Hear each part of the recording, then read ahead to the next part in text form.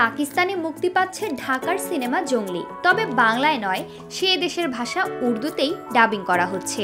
ঈদ উল ফিতরে মুক্তিপ্রাপ্ত সিনেমাটি দর্শক মহলে প্রশংসা কুড়িয়েছে। ছবিটি পরিচালনা করেছেন এম রাহিম।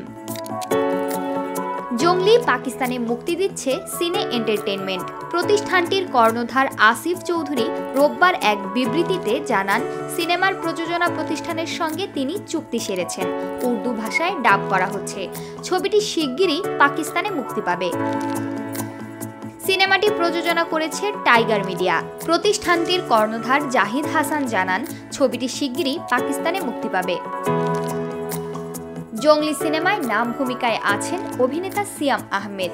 পাখি চরিত্রে রয়েছেন শিশু শিল্পী নৈরিতা, আরও আছেন বুবলি দিঘি। সিনেমাটির সঙ্গীত পরিচালনা করেছেন প্রিন্স মাহমুদ।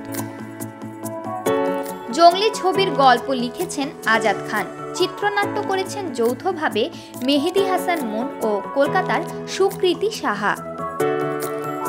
ছবিটি আমেরিকা ও কানাডার 40টি থিয়েটারেও মুক্তি পেয়েছে।